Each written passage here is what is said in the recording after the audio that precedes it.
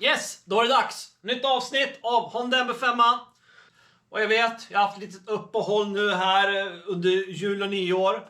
Men nu är vardagen igång igen och då fortsätter vi jobba i garaget helt enkelt. Och det här avsnittet är det mer fokus på motorn. Jag ska helt enkelt plocka ner den för att den ska helt renoveras, den ska se som ny ut, allt ska bytas.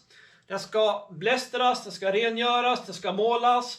Och jag har beställt delar också, så de kommer om någon vecka. Ja, någon vecka blir det ju inte, det blir om några dagar, men det är fredag för mig just nu. Och de grejerna kommer väl på tisdag. Men ja, tanken med det här är i alla fall att motorn ska klyvas och rengöras och preppas för Stage 6 RT70 kubik motorn med tillhörande RT-veven. Så det är det som är planerna nu. Och nästa avsnitt så har förmodligen delarna kommit. Så då går vi igenom vad har jag beställt och vad har jag köpt och vad som är tanken med allting. Och även beställt bromsok som kommer till nästa avsnitt. Men jag kommer ju montera dem sen några avsnitt senare. För nu är det fokus på motorn. Nu ska vi jag höll på att säga få igång den.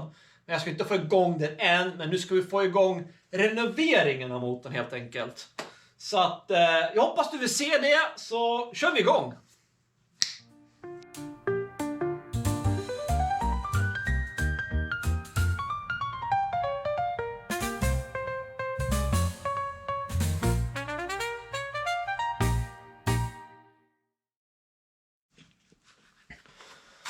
Och vi börjar med att plocka bort motorn igen. Då har ni sett x antal gånger.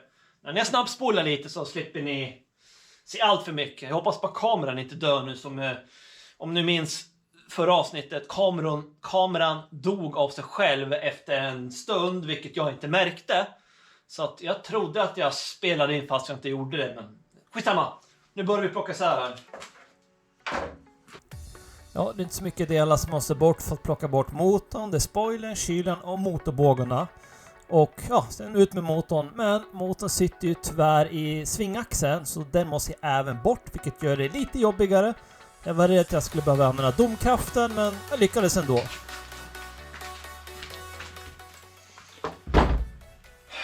Sådär, då är motorn ur.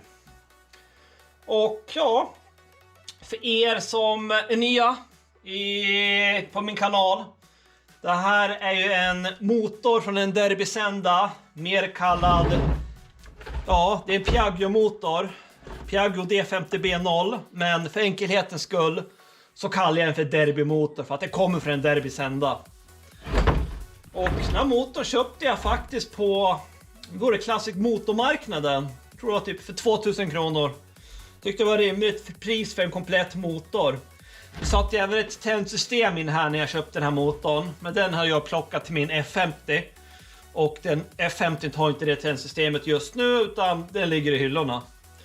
Men motorn är ju bra skick. Det är inget glapp. Alla växlar fungerar. Den är lite ful. Jag vet inte, lite gul färg här. Jag vet inte varför. Så har vi flagnat här lite. Missfärgat den här färgen. Jag vet inte om det är från olja och sånt där. Men överlag så tror jag motorn är i väldigt bra skick. Men jag ska ju byta allt så att det blir top notch, ska se som nytt ut. Så att det bara börja skruva isär och se om jag hittar några överraskningar i den här motorn. Det borde inte vara några överraskningar, men man ska inte ropa hej för tidigt. Men vi börjar skruva isär den och se vad vi hittar. Ja, jag börjar med att skruva bort växelpeten och drevet. Och sen kommer jag på... Undrar om den har olja in här. För jag har inte tömt den. Så att det kanske är bäst att göra det innan jag klyver den. För annars blir det riktigt kladdigt.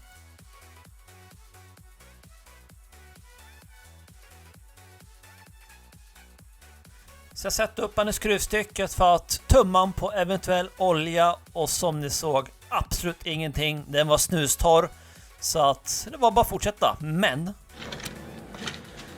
Jag skulle precis tumma på olja. Och ja, det fanns inte mycket olja i den. Men kolla all metallspån som sitter på oljepluggen. Den här är ju magnetisk. Väldigt glittrigt. Det blir intressant att se hur en allväxellåda mår sen. I värsta fall så har jag en till D50B0 motor i hyllan. Men jag vill ogärna plocka delar från den, men jag får göra om jag måste. Det är väldigt glittrigt. Det här ska vara svart. Det är mest silver.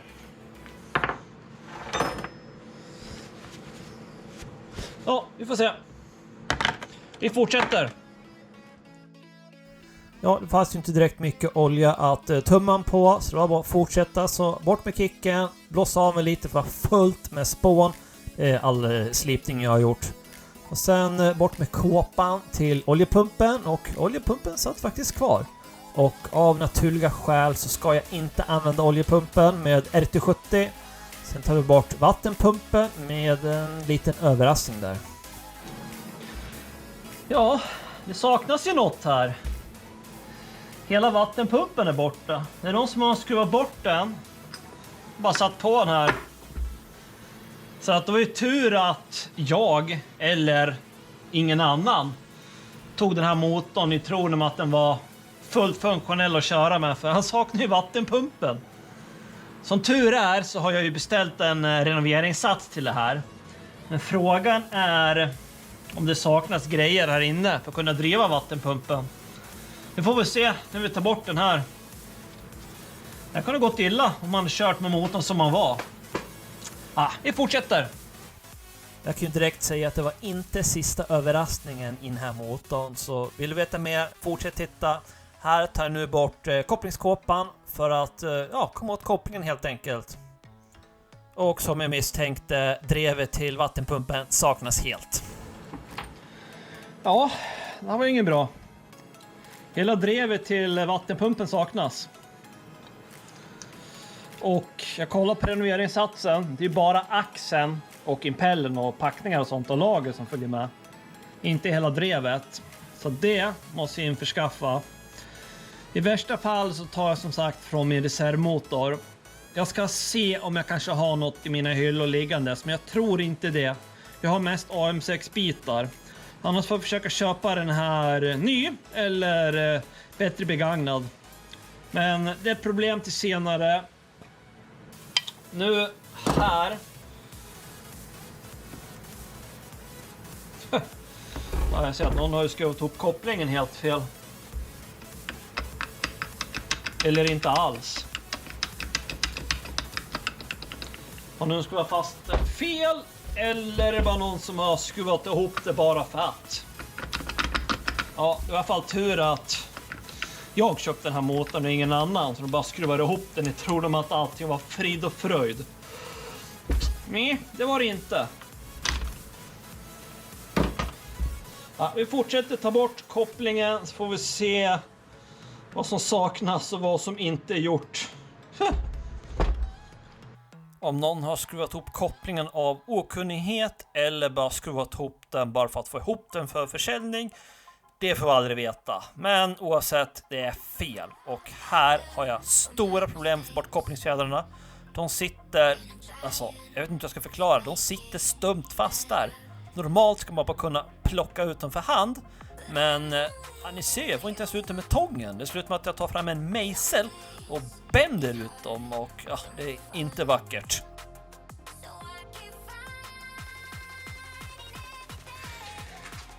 Jag tror att jag behöver köpa nya fjädrar.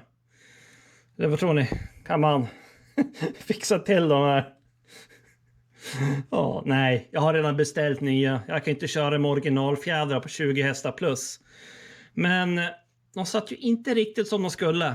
Så att vi grottar ner den där kopplingen och ser om vi hittar något mer fel.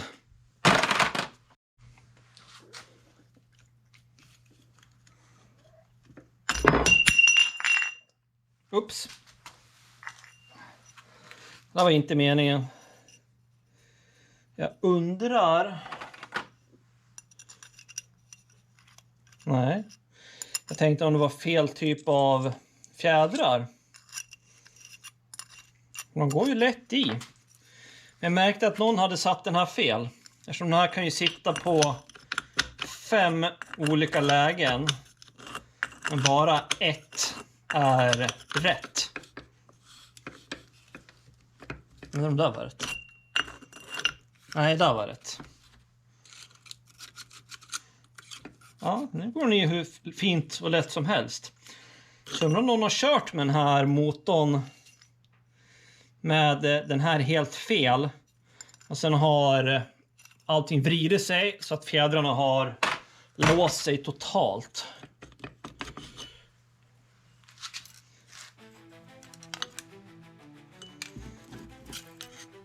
Lamellerna och mellan stålamellerna ser ju fina ut. Men jag har även beställt en ny Malossi-koppling, alltså Malossi-lameller. Okej. Ja, hela skiten är ju lös. Någon har ju garanterat varit här. För jag har inte skruvat loss det här. Det är helt orört av mig. Så någon fick säkert problem med motorn. Lyckades inte fixa det. Och ja. Ja. Det ska sitta en hylsa här. Så att den här kan sitta på. Den saknas. Borta. Kaputt. Jag ska se om jag hittar. Den har till och med legat emot. Har någon kört utan den här? Ser ni skavmärken här? Jag vet inte om ni ser det. Men det är precis så att man ser att kopplingen tar tag i här. För det har ju slitit som bara den. Herregud. För övrigt ser ju kopplingen bra ut. Någon måste ha tabbat sig dunder med att montera ihop det här. Herregud. Jag ska se om jag har en sån här i hyllorna. Annars måste jag beställa en sån också.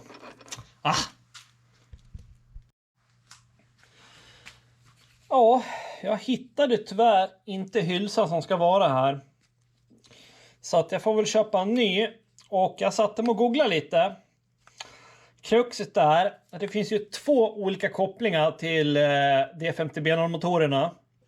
En koppling som den här som bara har en stålhylsa här som sitter på där. Sen den träs över. Och sen finns det en koppling som har lager här. Nålager, 2 stycken. Och den här kopplingen är den som inte har nålager. Och jag hittar inte var man kan köpa den här ny. Jag ska leta lite mer i mina lådor. I absolut värsta fall så får jag plocka från min andra motor jag har i hyllorna. Men det vill jag helst inte göra. Jag vill gärna behålla den komplett. Så jag tänkte höra om det är någon av er som kanske har den här hylsan liggandes ni vill sälja.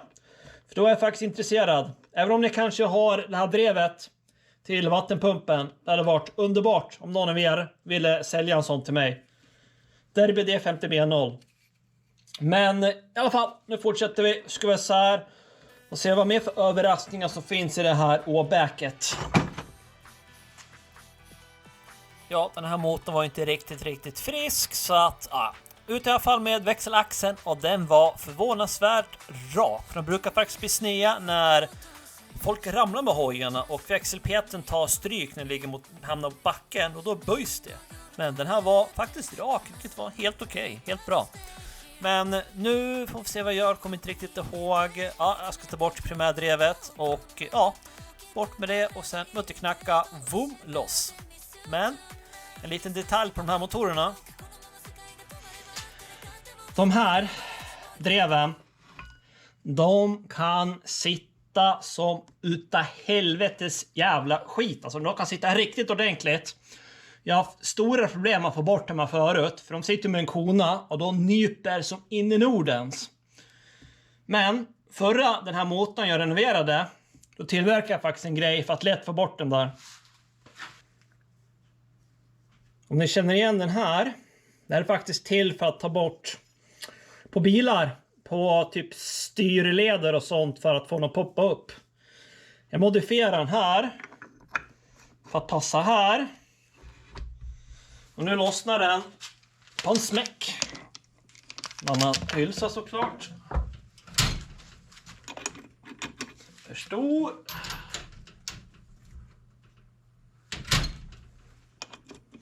Där, ska se om det här blir gå loss lätt nu då. Lite dåligt med tryck i kompressorn. Ja, den här kan ju inte suttit fast ordentligt. Ja, de brukar sitta sig in i Nordens. Någon som till och med satt en krysskil här. Det behövs inte om det inte är en motor med balansaxel. Krysskil här är helt onödigt. Så att jag kommer skjuta den, så jag har fått en gratis krysskil. Tack förra gamla ägaren. Där då. Den funkar som en smäck, men jag tror den redan var lös sen tidigare. Men den hade fått loss den även om den satt som till helvete. Då tar vi bort cylindern och ser vad det finns för överraskningar där. Ja, då bara ge sig på topplocket och ja, med så kallad kylmanteln, för D50B0 har en kylmantel med förbränningsrum där på insidan. Och jag ser här att gamla ägaren har snålat med glykol, för det är riktigt brunt här. Och topplocksmuttrarna satt som FAN på grund av all rost. Oh my. Ja. Kör på glykol, tack. Med bara vatten så kommer det rosta så här. Inte vackert.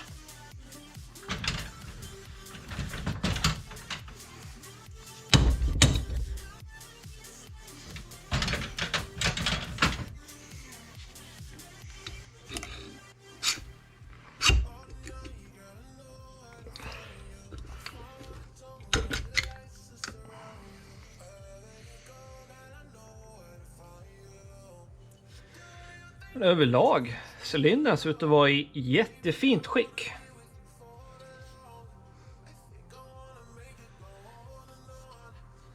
Ser så nytt ut om vi bortser från lite bruna ovälkomna skvätter där i.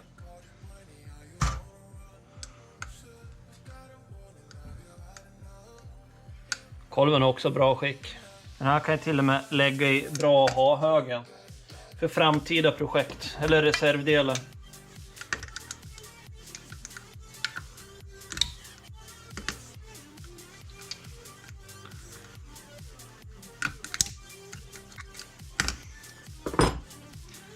Ett annat tips: man återanvänder aldrig såna här. När de väl är demonterade, släng dem i soporna och köp nya. Vad kan det kosta? 2 stycken nya? 20-30 kronor. Och mycket skulle det kosta om någon lossnade och förstörde kolv, cylinder och i värsta fall topplocket? Mer än 40 kronor. Så köp nya såna här. Det är superviktigt att inte återanvända dem.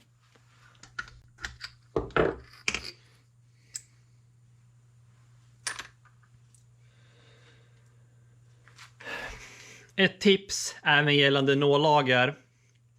Jag vet att det ibland är svårt ekonomiskt när man är moppepojke 15 år gammal och inte har så mycket pengar. Men nålagrarna, byt dem. Gärna varje gång du tar bort kolven. Jag vet att man inte vill göra det eftersom man har inte mycket pengar. Men skulle de här rasa, då blir det ännu mer pengar som måste gå. Så man kan gärna byta i förebyggande syfte. Även om det ser ut att vara i bra och fint skick. Rasar de här, du kommer ångra att du inte bytte den.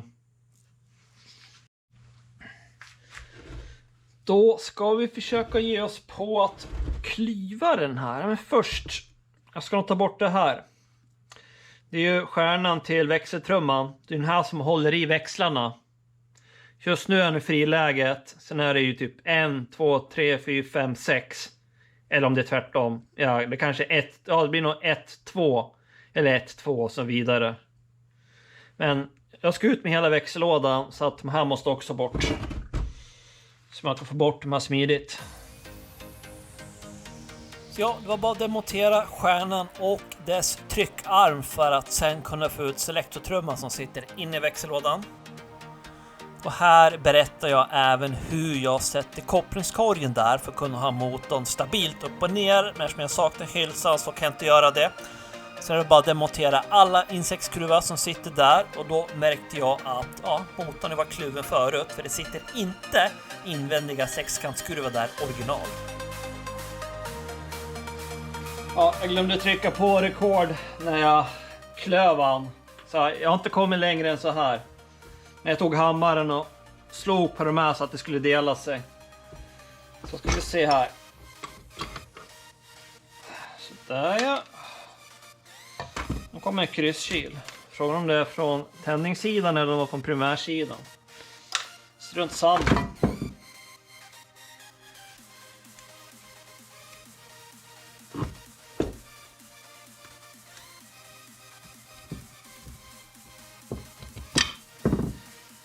Överlag så ser det ju faktiskt bra ut. Jag ska bara sortera upp det här lite så att jag inte glömmer bort hur det ska sitta. Jag får prova sig fram annars.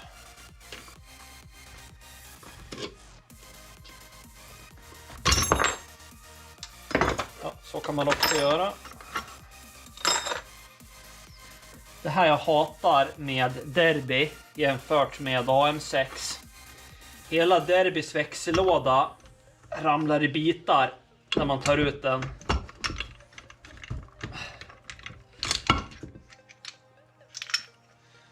På AM6 så sitter allting ihop med låsklips och sånt. Men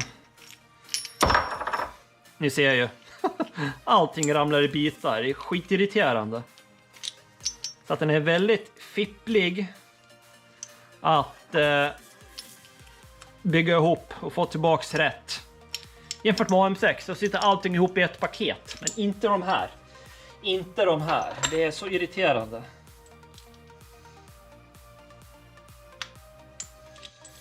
Ja, ska sätta lite buntband på den här så att det inte ramlar isär så lätt.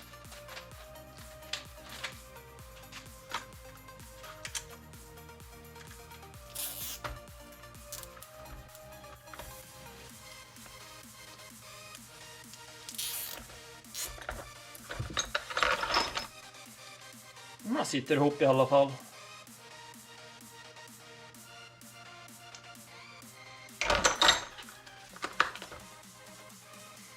Inte glömma den.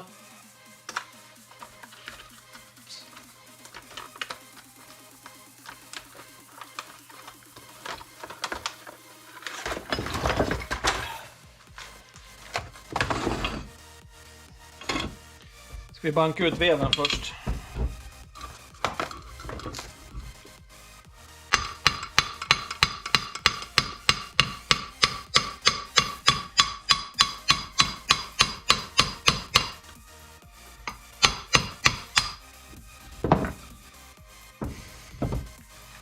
Jag hade faktiskt i första hand tänkt att behålla den här veven för att den känns att vara i bra skick. Men om ni kollar däremellan, där ser ni en kopparbricka. Kollar ni andra sidan, den saknas. Det ska sitta en där. Så att om jag inte klyver den här veven och byter ut vevstaken mot så att jag får dit den här kopparbrickan, så är den här skrot. Men den är ju glappfri och känns ju jättebra.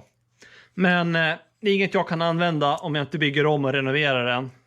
Det är därför jag inte var så försiktig när jag bankade ut här med hammaren, för att jag är inte rädd om den här veven längre. Det blir väl lägga i bra ha-lådan. Eller skroten, men om jag känner mig själv rätt så kommer jag lägga en bra ha-lådan. Sen om 10-15 år så renoverar jag och har till en motor. Ja. Då har vi mer här då. Ser ni? Ja, typ. Jag ska ta ner kameran lite.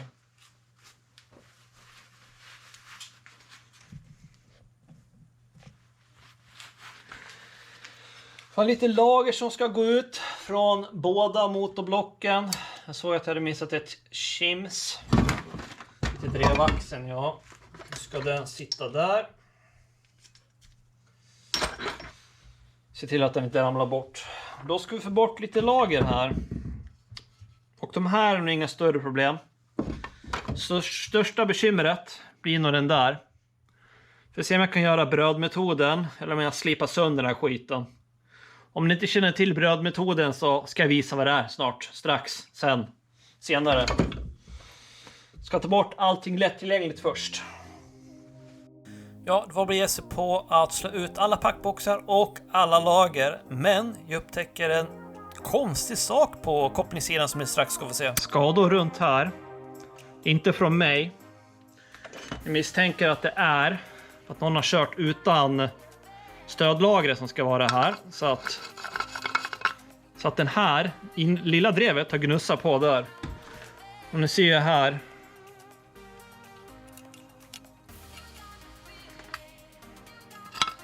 Det är kopplingens som har gnussat där. Så någon har ju absolut failat när de skruvar ihop det här blocket. Tur att jag kommer här och räddar den då. Ska vi se här. Vi har ett nållager där som ska ut. Ja, det var bara fortsätta banka för att få ut det där nållagret och sen ge mig på packningsytan för den måste ju vara ren. Så att jag tar här en mattkniv, eller vad man kallar det, sån här, rakblad och sen skär rent på alla ytor.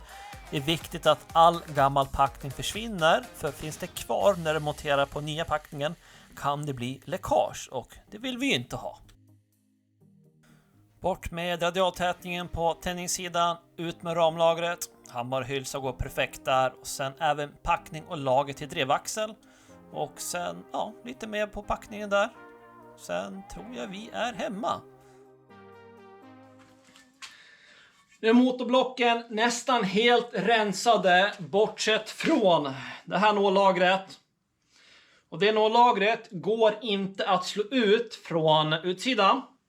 Så jag ska försöka med den så kallade brödmetoden. Jag har hört talas om den, jag vet principen. Men jag har aldrig använt den förut. Så det ska bli intressant att se om det går. Så jag har här lite limpa. Som jag svarvat till en axel som passar precis här i. Så tanken är att jag ska mosa i bröd här. Och sen slår jag ner och förhoppningsvis så kryper den upp. Vi får se om det funkar. Jag har aldrig gjort det förut så det ska bli intressant. Ja, principen funkar ju som så att man lägger i bröd, slår i det och sen lägger man i mer bröd och sen slår ännu mer. Och tanken är att brödet ska gå under från sidan och sen trycka upp lagret. Och det funkar inte riktigt bra för att brödet går ut runt axeln som jag har gjort. Och jag kände, jag gör ingen framsteg, det känns bara stumt. Och sen gick det käpprätt åt helvete.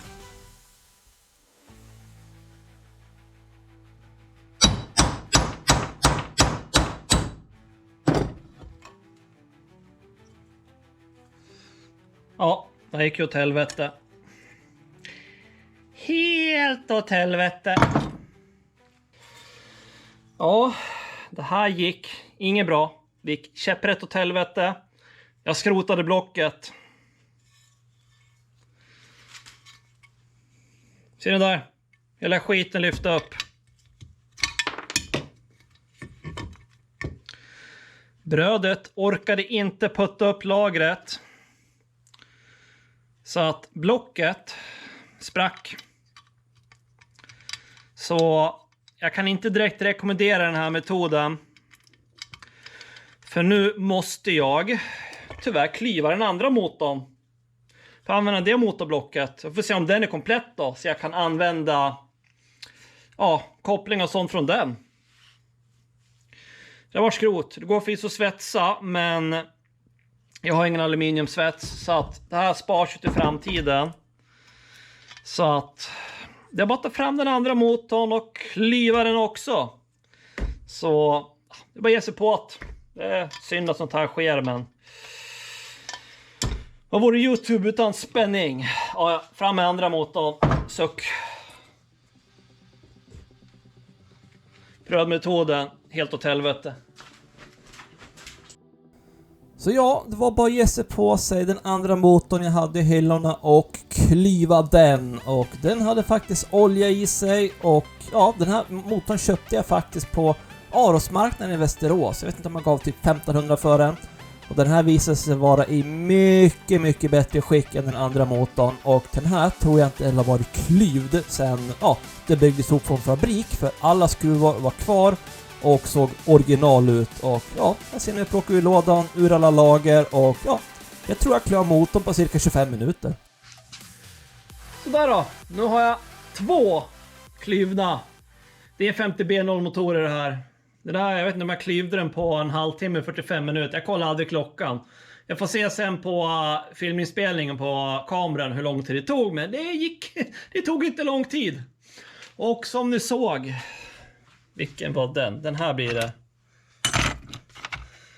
Jag hade ju den här hylsan som ska sitta där. Plus en bricka längst ner som den här motorn inte hade. Så den saknades med. Det tänkte jag inte på. Plus att den här motorn hade ju drevet till vattenpumpen. Så att jag får använda den. Så jag behöver inte köpa en. Tyvärr, ni som har börjat kollat. Jag behöver inte köpa en längre. Och de här blocken är nu i samma stadium som den där. Minus att den här faktiskt är hel här. Och nållagret är kvar. Jag ska inte använda brödmetoden nu. Jag har lärt mig en läxa. Det här vart ju lite tradigt. Men, man lär sig av misstagen.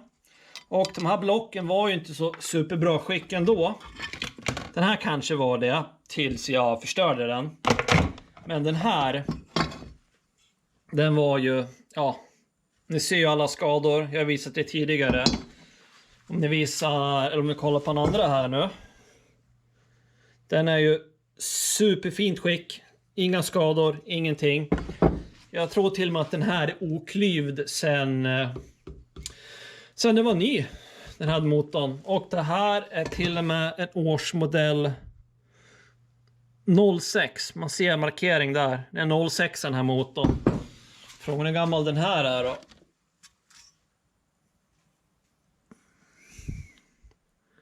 Syns inte. Den har inte samma markering. Kanske äldre. Oavsett så var den fulare och sämre skick. Så det kanske var bra att jag fick klyva den här motorn. Så att jag fick använda de friska delarna. Och nu har jag ju 2 växellådor, 2 vevaxlar. Och den här vevaxeln som satt i. Där ser ni, han har 2 stycken brickor däremellan som det ska vara. Som den andra motorns vevaxel saknade helt. Så att, man lär sig misstagen tyvärr. Men, jag börjar preppa de här blocken. Jag ska försöka trolla ut den där. Och sen, börja rengöra dem. Blästra dem. Och sen vänta på att cylindern och det ska komma. Så jag kan börja slipa här och matchporta mot StageX RT 70-cylindern.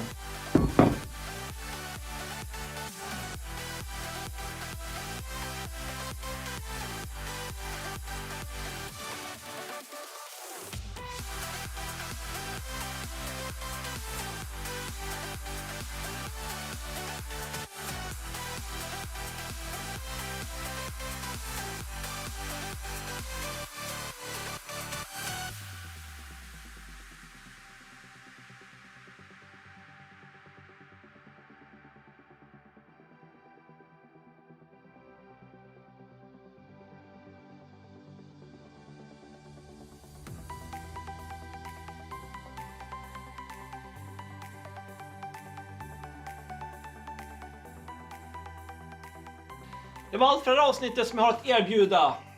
Och nästa avsnitt blir fortsättning på motorn. Ska rengöra lite ordentligt och sen förhoppningsvis har jag fått delarna till nästa avsnitt. Och det blir unboxing och inget mer. Jag menar att nästa avsnitt ska vi köra 100% fokus på unboxingen. Och sen avsnittet efter det ska påbörja motorn och matchporta cylindern och allt rengöra och hela faderullan. Men tyckte du om det här du såg så gå ner och gilla och prenumerera så syns vi till nästa avsnitt. Och i det här avsnittet ska jag faktiskt börja fokus... Herregud.